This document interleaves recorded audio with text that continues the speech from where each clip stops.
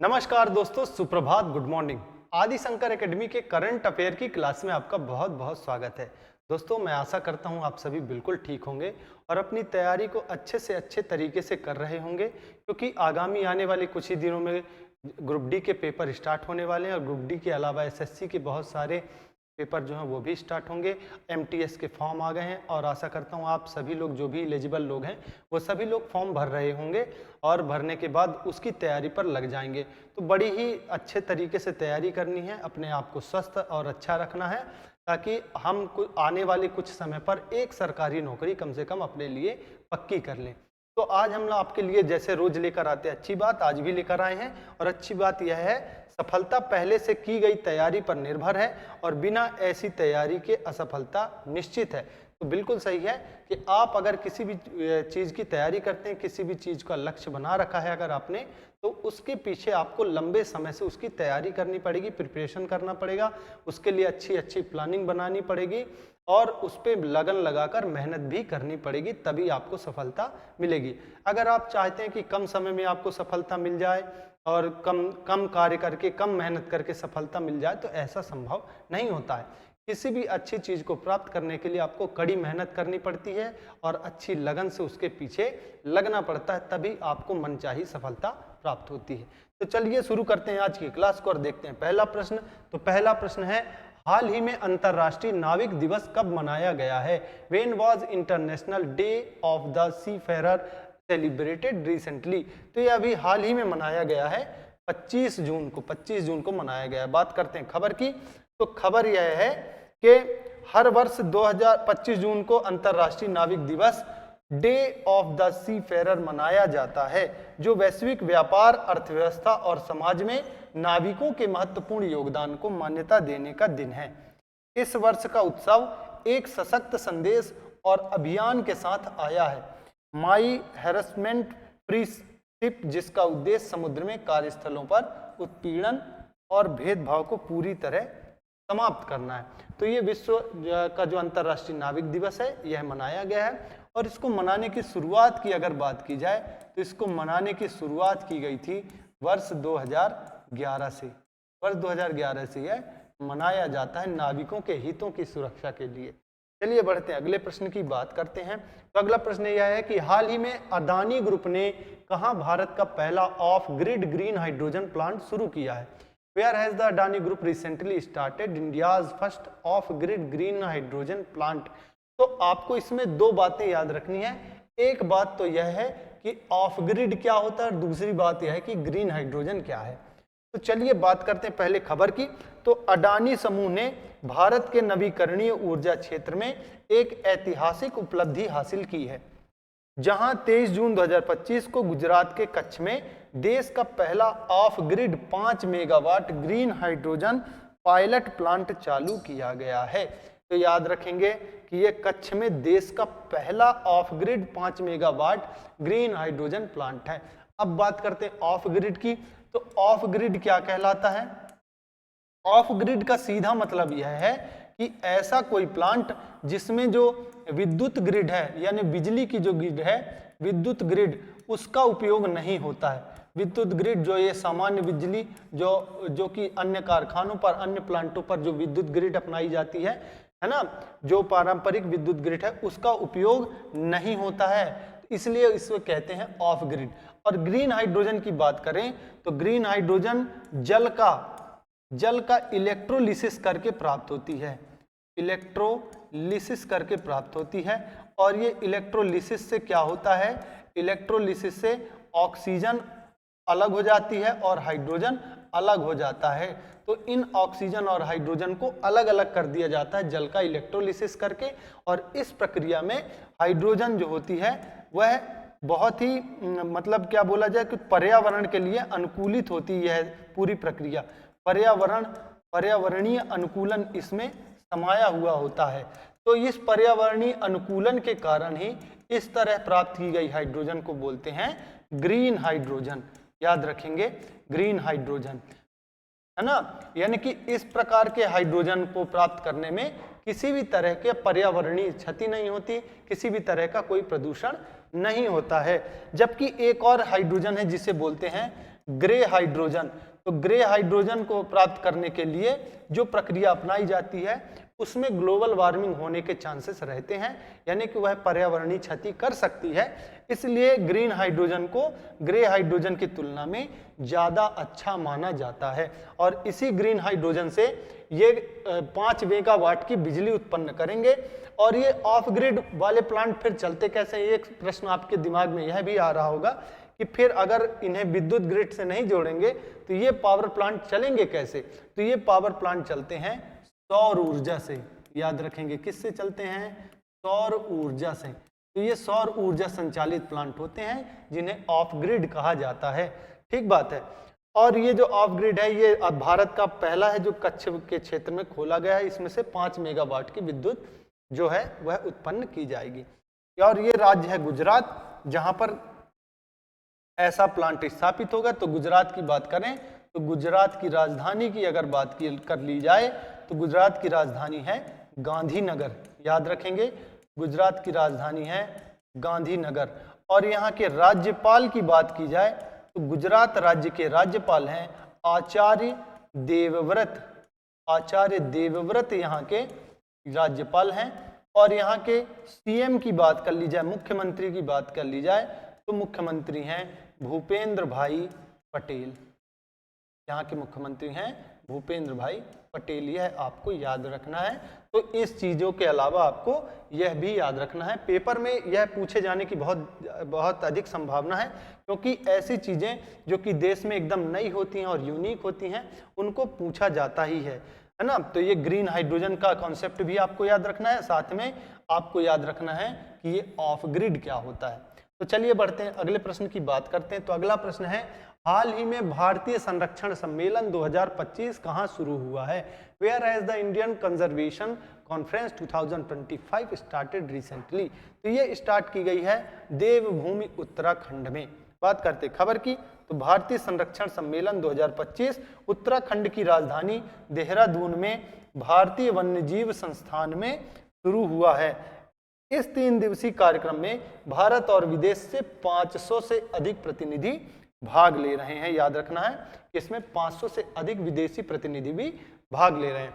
बात करें अगर उत्तराखंड की तो उत्तराखंड की राजधानी की अगर बात की जाए तो उत्तराखंड की राजधानी है देहरादून। देहरादून यहाँ की राजधानी है। और यहाँ के राज्यपाल की बात की जाए तो उत्तराखंड के राज्यपाल हैं गुरमीत सिंह। गुरमीत सिंह यहाँ के राज्यपाल हैं। और यहाँ के सीएम की बात की जाए, मुख्यमंत्री की बात की जाए तो मुख्यमंत्री हैं यहाँ के पुष्कर सिंह धामी। पुष्कर सिंह धामी यहाँ के मुख्यमंत्री हैं। यह आपको याद रखना है। आप जब देखते होंगे कि मेरे करंट अफेयर में जब भी कोई राज्य का नाम आता है तो मैं उसके मुख्यमंत्री, राजधानी और राज्यपाल की चर्चा अवश्य कर देता हूं, ताकि अगर कभी पेपर में पूछा जाए तो आपसे बन जाए। तो बढ़ते हैं अगले प्रश्न की बात करते हैं। अगला प्रश्न है, हाल ही में कौन आईओसी की पहली महिला और अफ्रीकी अध्यक्ष बनी है। Who has recently become the first female and African president of the IOC. याद रखना है कि ये आईओसी की जो अध्यक्ष बनी, इसके बारे में मैंने कल भी चर्चा की थी। जो हमारा पिछला करंट अफेयर था उस करंट अफेयर में हमने एक प्रश्न देखा था कि अंतर्राष्ट्रीय ओलंपिक दिवस कब मनाया गया था। तो अंतर्राष्ट्रीय ओलंपिक दिवस मनाने पर हमने इनकी चर्चा की थी। आप देख पा रहे हैं फोटो में बनी हुई है और इनका नाम है क्रिस्टी कोवेंट्री। तो क्रिस्टी कोवेंट्री अब बन गई हैं पहली महिला अध्यक्ष आईओसी की और पहली अफ्रीकन भी हैं।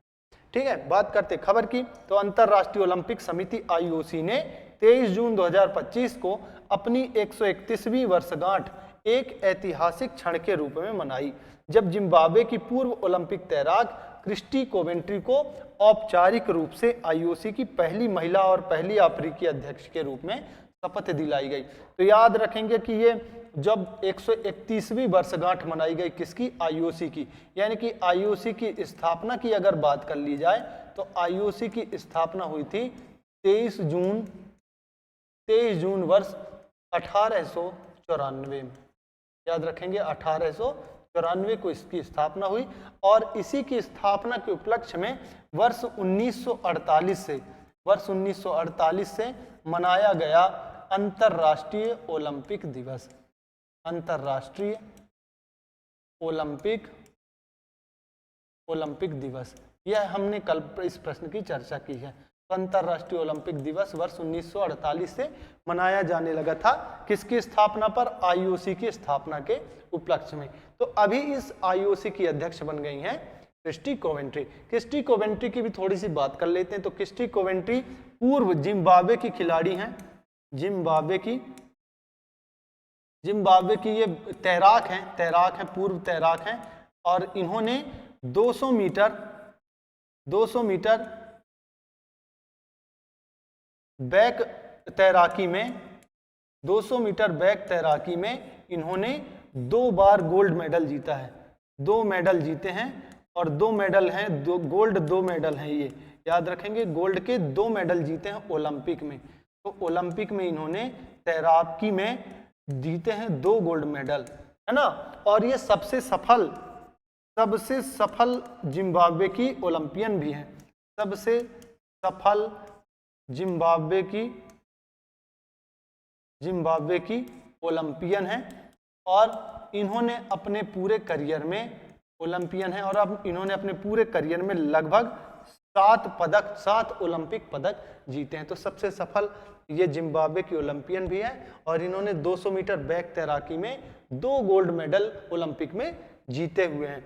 और बात करें आईओसी के अध्यक्ष की बात करें तो इस आईओसी के अध्यक्ष का जो कार्यकाल होता है वह होता है 8 वर्षों का। 8 वर्षों का कार्यकाल होता है। और ये जो क्रिस्टी कोवेंट्री बनी है, इसका मतलब यह है कि 2025 से लेकर 2033 तक यह आईओसी की अध्यक्ष का पदभार संभालेंगे। ठीक बात है। तो चलिए बात करते हैं अगले प्रश्न की। तो अगला प्रश्न है, हाल ही में जारी सतत विकास लक्ष्य सूचकांक 2025 में भारत को कौन सा स्थान मिला है? What position did India get in the released sustainable development goal index 2025? तो जो स्थान की बात की जाए तो इसमें 2 तरह के, एक होता है स्कोर और दूसरा होता है स्थान। तो स्थान की बात की जाए तो भारत को 99वां स्थान मिला है, जबकि अगर स्कोर की बात की जाए तो भारत का स्कोर रहा है 67। थोड़ा सा एसडीजी की बात करते हैं। तो एसडीजी को अपनाया गया था वर्ष 2015 में, लेकिन इसको जारी पहली बार किया गया था 2016 में। तो 2016 से यह जो एसडीजी का इंडेक्स है यह जारी किया जाता है ना। और इस बार इसका 10वां संस्करण है। यह जो ये जारी किया गया है 10वां संस्करण है, यह भी आपको याद रखना है। और जारी का किस पर किया जाता है? तो 17 लक्ष्य हैं इसके, इस इंडेक्स के 17 लक्ष्य हैं और उन 17 लक्ष्यों को ध्यान में रखकर यह सभी देशों का स्कोर कार्ड और उनका स्थान तय करता है। 17 लक्ष्य की बात की जाए तो 17 लक्ष्य में आते हैं जैसे भूखमरी भी इसमें आता है। भूखमरी के अलावा गरीबी उन्मूलन और गरीबी उन्मूलन, शिक्षा भी इसमें आती है। लैंगिक समानता, ऐसे कुल मिलाकर कुल 17 लक्ष्य इसमें तय किए जाते हैं। और इन 17 लक्ष्यों को ध्यान में रखकर इसका आकलन करके ये एसडीजी इंडेक्स तैयार किया जाता है विभिन्न देशों के लिए, और देशों की रैंकिंग और उनका स्थान तय करता है। तो भारत को इस बार 99वां स्थान मिला है और उसका स्कोर रहा है 67। और अगर फर्स्ट की बात की जाए कि पहले नंबर पर कौन है, फर्स्ट पर कौन है, तो फर्स्ट पर देश है फिनलैंड। याद रखेंगे, फिनलैंड देश है पहले नंबर पर। दूसरे नंबर पर बात की जाए, सेकेंड नंबर पर बात की जाए तो सेकेंड नंबर पर है देश स्वीडन देश है दूसरे नंबर पर। थर्ड नंबर की अगर बात की जाए तो तीसरे नंबर पर है डेनमार्क है तीसरे नंबर पर। और सबसे लास्ट अगर बात की जाए, सबसे अंतिम में कौन है, तो सबसे अंतिम में है दक्षिणी सूडान। ये देश जो है सबसे आखिरी में है, दक्षिणी सूडान। अगर बात की जाए भारत के पड़ोसी देशों की, तो पड़ोसी देश में पाकिस्तान हमारा पड़ोसी देश है। और पाकिस्तान के रैंक की अगर बात की जाए तो पाकिस्तान की रैंक है 140वां, मतलब बहुत ही निम्नतम कंडीशन पर चल रहा है पाकिस्तान। 140वीं रैंक है इसकी, बताइए। और लेकिन अगर बात की जाए भारत से आगे भी हैं, तो भारत से आगे जैसे एक पड़ोसी देश है भारत का चीन, तो चीन का जो स्थान है वह 49वां स्थान है। यह भी आपको याद रखना है। ठीक है, तो इतनी सारी चीजें आपको इसके याद रखना कि अपनाया गया 2015 में, जारी 2016 में हुआ, 10वां संस्करण है। भारत का स्कोर रहा 67, स्थान रहा 99वां, पहले में फिनलैंड, दूसरे में स्वीडन, तीसरे में डेनमार्क, लास्ट में दक्षिणी सूडान, और इसमें 17 लक्ष्य रखे गए। हाँ, एक और इंपॉर्टेंट चीज इसमें यह है कि भारत में यह जो सूचकांक है, तो भारत में यह सूचकांक जारी किया जाता है नीति आयोग के द्वारा, नीति आयोग के द्वारा, नीति आयोग के द्वारा यह जो है जारी किया जाता है भारत में। यह भी आपको ध्यान रखना है। तो चलिए बढ़ते हैं, अगले प्रश्न की बात करते हैं। तो हाल ही में लॉन्च पुस्तक the new world 21st century global order and India के लेखक कौन है? Who is the author of the launched book the new world 21st century global order and India? तो ये जो राम माधव साहब हैं, राम माधव साहब इस पुस्तक के लेखक हैं। बात करें खबर की, तो इस पुस्तक में 21st सेंचुरी में दुनिया में बदलाव और उसमें भारत के रोल के बारे में बात की गई है। इस पुस्तक को वाइस प्रेसिडेंट जगदीप धनखड़, याद रखेंगे जगदीप धनखड़ ने लॉन्च किया है। इस पुस्तक के लेखक राम माधव आंध्र प्रदेश से हैं एवं वे एक इंडियन पॉलिटिशियन हैं और यह बीजेपी के नेशनल जनरल सेक्रेटरी रह चुके हैं। ये राम माधव साहब की पुस्तक है new world 21st century global order and India. तो बहुत ही अच्छी पुस्तक है। अगर आपको कहीं पर यह पुस्तक मिलती तो आपको जरूर से जरूर यह पुस्तक पढ़नी चाहिए। चलिए बात करते हैं अगले प्रश्न की। तो अगला प्रश्न है, अंबुबाची मेला 2025 का आयोजन कहाँ किया गया है? Where is Ambubachi Mela 2025 organised? तो ये लगता है गुवाहाटी में, असम के गुवाहाटी में लगता है, जहां पर कामाख्या देवी का मंदिर है ना, कामाख्या देवी के मंदिर में लगता है यह मेला। कामाख्या देवी मंदिर में हर प्रतिवर्ष लगता है यह मेला। इस मेले को जानते हैं अंबुबाची के मेले के नाम से। बात करते खबर की, तो अंबुबाची मेला असम के गुवाहाटी शहर में नीलांचल पहाड़ी पर स्थित प्रसिद्ध कामाख्या मंदिर में प्रतिवर्ष आयोजित होने वाला एक प्रमुख धार्मिक उत्सव है।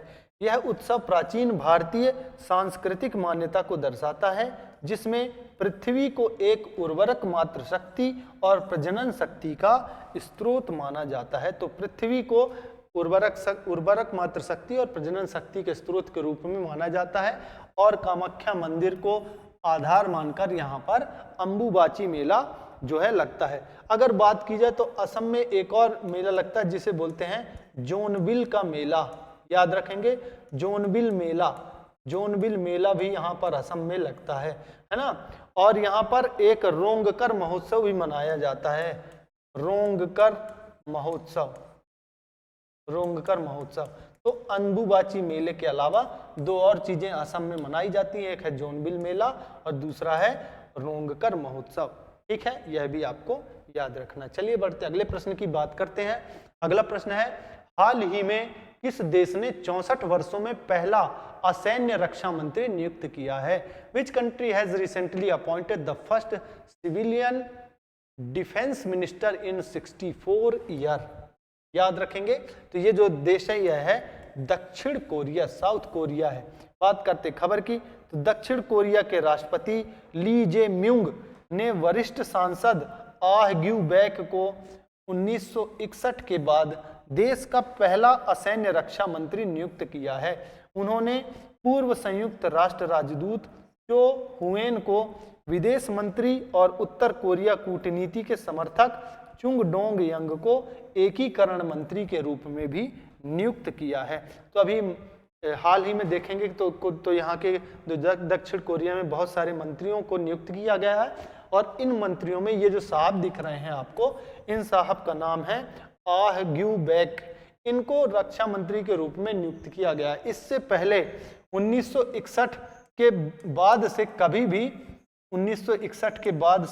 भी किसी भी असैन्य, मतलब यह होता है कि कोई ऐसा व्यक्ति जो सेना में ना हो, यानी सेना से उसका कोई लेना देना ना हो, तो पहली बार ऐसा हुआ कि ये जो व्यक्ति हैं ये सेना में नहीं थे, लेकिन फिर भी इन्हें रक्षा मंत्री के रूप में चुना गया।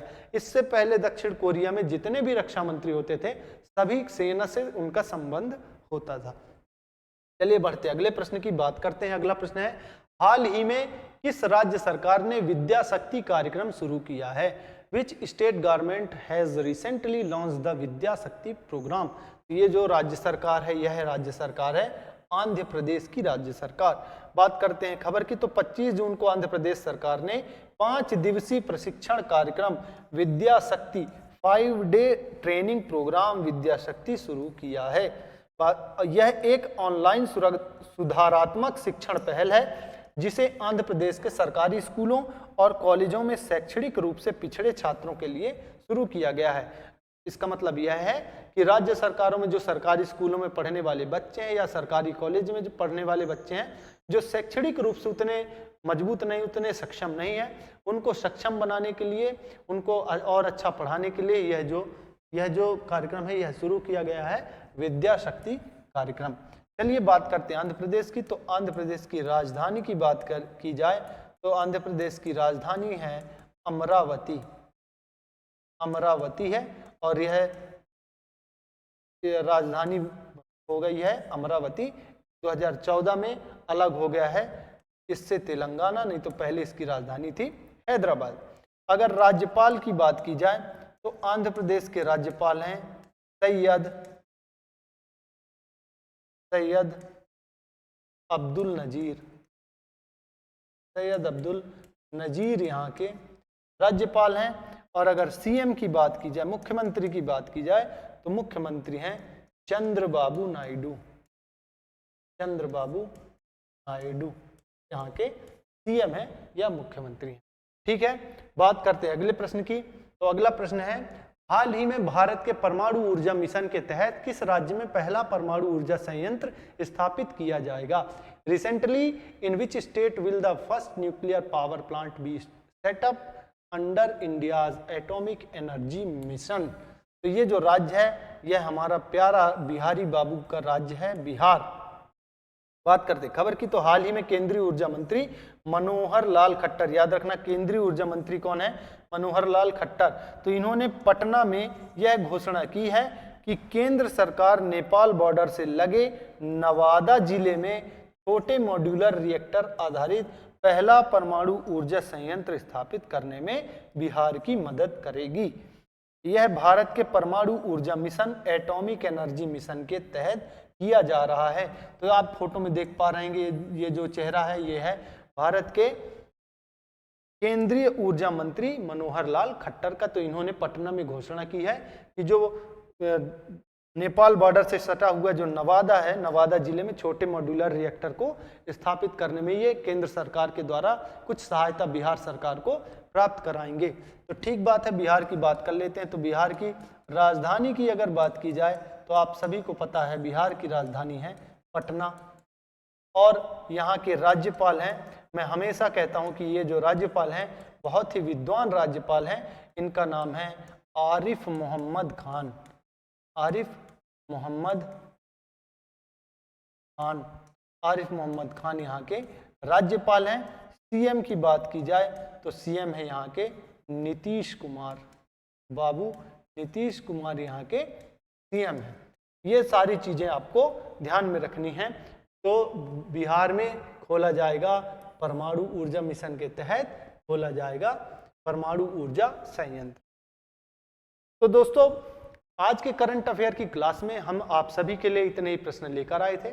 आपको अगर यह वीडियो बहुत अधिक पसंद है या पसंद आया है तो वीडियो को लाइक करें और कमेंट के माध्यम से अपने सुझाव हम तक पहुंचाएं। हमारी इस वीडियो को अधिक से अधिक लोगों तक शेयर करें। और प्रिय विद्यार्थियों, अब आने वाले जितने भी एग्जाम हैं उनके लिए आप सभी तन मन धन लगाकर बढ़िया से जुटकर तैयारी कीजिए और अपनी एक सीट पक्की करके जाइए। एमटीएस के फॉर्म आ चुके हैं तो एमटीएस के फॉर्म में अप्लाई कीजिए। और भी बहुत सारे फॉर्म अभी आने वाले हैं। एसएससी का पूरा कैलेंडर अभी आना बाकी है, उस पर भी बहुत सारे एग्जाम जैसे सीजीएल, सीएचएसएल, इनके भी एग्जाम्स होने हैं। और आप अच्छे से मन लगाकर तैयारी कीजिए, अच्छे से पढ़ाई कीजिए। जय हिंद, जय भारत।